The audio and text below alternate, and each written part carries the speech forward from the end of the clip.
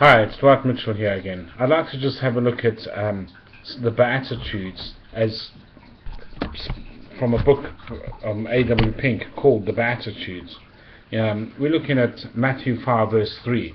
Blessed are the poor in spirit. The first Beatitude. Blessed are the poor in spirit, for theirs is the kingdom of heaven. It is indeed blessed to mark how the sermon opens. Christ began not by pronouncing medications on the wicked, but pronouncing benedictions on his people. How like him was that, to whom judgment is a strange word? Isaiah 28 verse 21 and verse 22. But how strange is the next word? Blessed and happy are the poor in spirit, who previously had ever regarded them as blessed ones of the earth, who outside believers does so today. And how can these opening words strike the key notes of Christ's subsequent teaching? It is not what a man does, but who he is that is most important. Blessed are the poor in spirit. What is poverty of spirit? It is the opposite of the haughty, self-assertive, self-sufficient disposition that the world so much admires and praises. It is the very reverse of that independent and defiant attitude, and refuses to bow to God, that determines to brave things out, and that says with Pharaoh, "Who is the Lord that I should obey him, obey his voice?" Exodus 5 verse 2. To be poor in spirit is to realize that I have nothing, I am nothing, and can do nothing, and have need of all things. Poverty of spirit is evident in a person when he is brought into the dust before God to acknowledge his utter helplessness. It is the first experiential evidence of a divine work of grace within the soul, corresponds to the initial awakening of the prodigal in the faraway country when he began to be in want. Luke 15 verse 14. We just have a brief look at the second Beatitude, which is Matthew 5 verse 4. Blessed are they that mourn, for they shall be comforted. I think the first Beatitude and the second Beatitude are very intertwined and cannot be separated, so therefore I must just have a very brief look at these. I won't go too much in depth this time, but the next time I would like to have a look at the second Beatitude. So the second Beatitude in a little bit more detail. Mourning is hateful and irksome to the poor human nature. From suffering and sadness our spirits instinctively shrink. By nature we seek the society of the cheerful and joyous.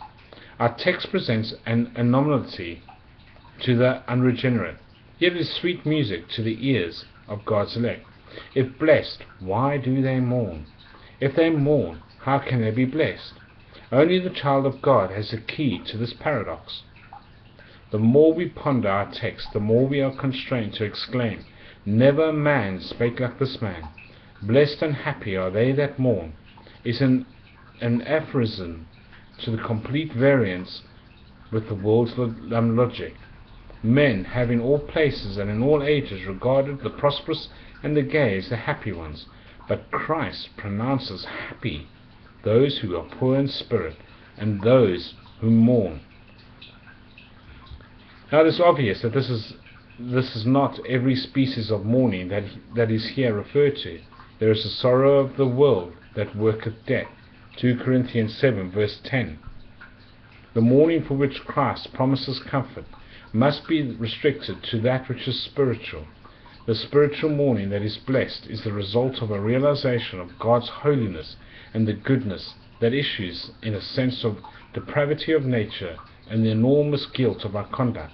The mourning for which Christ promises divine comfort is a sorrow over sins with a godly sorrow. The 8 Beatitudes are arranged in 4 pairs.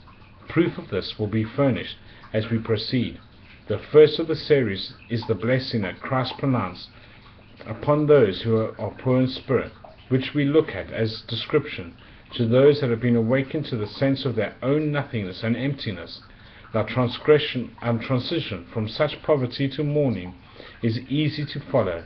In fact, mourning follows so closely that it is reality, poverty's companion. The mourning that is here referred to is manifestly more than that of bereavement, affliction, or loss. It is a mourning for sin. It's a mourning over the false destitution of our spiritual state, and over the iniquities that have separated us and God, mourning over the very morality in which we have boasted, and the self-righteousness in which we have trusted, sorrow for rebellion against God. He who has never become poor in spirit and has never known what it is to really mourn for sin, though he belong to the church or be an office bearer in it, has neither seen or entered the kingdom of God. How thankful the Christian reader ought to be at the great God condescends to dwell in the humble and contrite heart.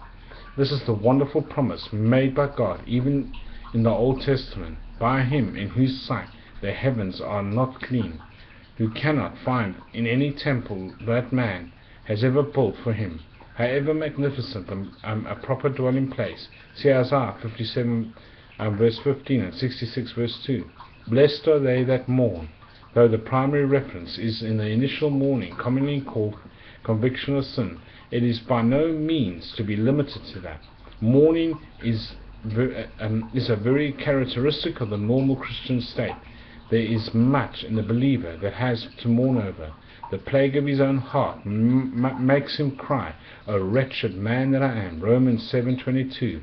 The unbelief that doth so easily beset us, Hebrews 12 verse 1, and the sins we commit, which are more in number than the hairs of our head.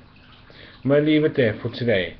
But these are some thoughts, and some thoughts that A.W. Pink offers on the Beatitudes. The first two Beatitudes being blessed are they that mourn, and blessed are they that are poor in spirit. At a later date we will look at some more of the Beatitudes and go through this series, because I think it is very helpful to Christians and non-Christians alike to read these things and to understand what God is talking about, because I think in time people have misunderstood and misinterpreted what has been said in these Beatitudes. I think A.W. Pink shows a lot of insight into what is meant by what is Christ is trying to portray here, and the message Christ is trying to bring across to us. I hope that this series will be a blessing to you, as it has been to me. I thank you for listening. Goodbye.